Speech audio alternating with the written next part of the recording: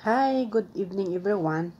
So, today is Sunday. Kauwi ko lang galing off, no? Galing day off. Kasi syempre, day off natin nga. Kasi Sunday siya. So, tonight, ayan. Katatapos ko lang mag-dinner. Hindi naisipan ko, parang ang tagal-tagal kong hindi nag-upload ka ako. Parang gusto kong anuhin ng kunti yung YouTube ko para hindi naman siya matulog. Alam nyo yun? Tonight lang naman, isi-share ko ito. Naisipan kong gumawa ng lemon water. Alam nyo yun, habang pala talaga tumatanda ka, natatakot ka na sa health mo eh. Alam mo yun? Nakakatakot kaya.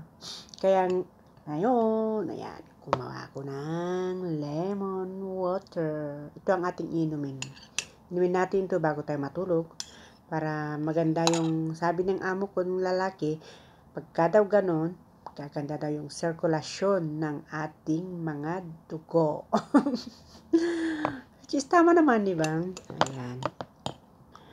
Natatakot na ako kasi nung itong mga nakaraan, parang alam mo yun, yung iba yung yung feeling mo parang lalo kapag galing ka sa sakit, isipin mo talaga na kailangan mong mag-refresh, kailangan mo talagang dapat healthy. Kasi matatakot ka para sa mga anak mo eh, di ba? So, ayan, dapat ang inumin natin, water with lemon. Yan o.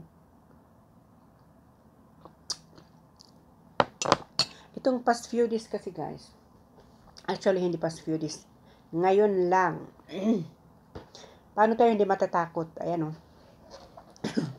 Jollibee. Nag-crave ako ng Jollibee itong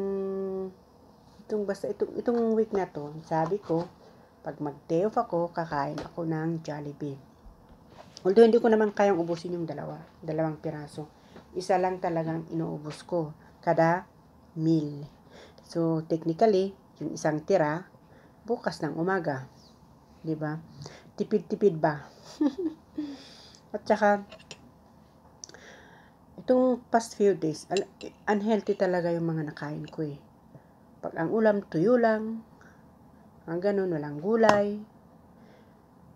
Buti ka mo medyo maprutas ako, matubig. Kaya ayun.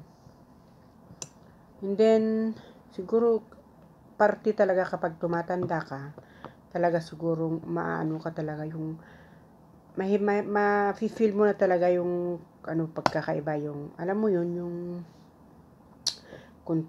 maano mo na yung katawan mo na parang iba na, hindi na yung tulad nung nafe-feel mo nung kalakasan mo eh. Sarap ng So guys, dapat pala talaga pag lemon lang, malaki talagang tulong nito eh. Malaki ang tulong nito sa ating mga katawan.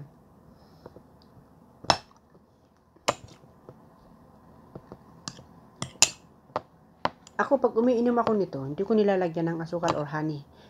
Pure lang talaga na ganito lang. Minsan nga noon,